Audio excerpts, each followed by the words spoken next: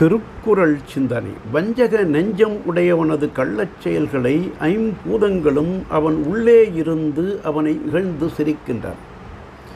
நிலம், நீர், நெருப்பு, காற்று என்னும் இந்த 5 பஞ்சபூதங்களின் சேர்க்கையால் தான் கருவி கரணங்கள் அமைந்துள்ளன.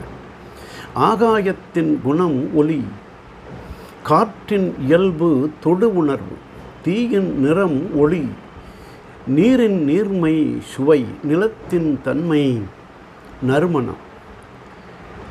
ஒளி, ஊற்றம், சுவை, ஒலி, நாற்றம் என்ற இந்த 5ஐயும் மெய், வாய், கண், மூக்கு, செவி என்னும் 5 பொறிகள் வழியாக நுகர்ந்து அறிந்து கொண்டு அகத்தே மனம் உறைந்திருக்கின்றது.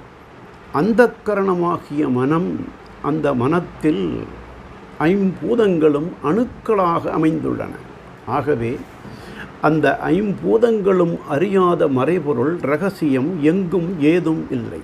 இதனை உணர்ந்து கொள்ளாமல் யாரும் காணமாட்டார்கள் என்று மறைவான செயல்களை, கள்ளங்களை ஒருவன் புரிகிறான் என்றால் அவனுடைய உள்ளத்தில் இருந்து கொண்டு பஞ்சபூதங்களும் அவனை எள்ளி நகையாடுகின்றன, சிரிக்கின்றன.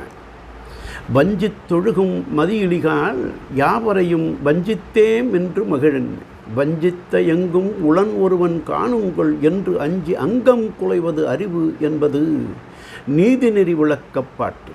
நெஞ்சை ஒளித்தொரு கள்ளம் இல்லை என்பது அவ்வைமொழி. கள்ளம் கண்காணி இல்லென்று கள்ளம் பல செய்வார் என்பது திருமந்தர். தன்னஞ்செறிவது பொய்யற்க பொய்த்தவின் தன்னஞ்சே தன்னை சுடும் என்பது தெய்வப்புலவர் வாக்கு.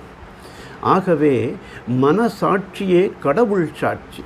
அந்த காட்சியின் எதிரே யாதொரு தீமையும் கள்ளமும் புரியாமல் மனிதன் மாட்சியுற நடந்து கொள்ள வேண்டும் என்று கூடா ஒழுக்கம் அதிகாரத்தில் தெய்வப்புலவர் வஞ்சமனத்தான் படிற்றொழுக்கம் பூதங்கள் 5ம் அகத்தே நகும் என்றார். நாளையும் சிந்து.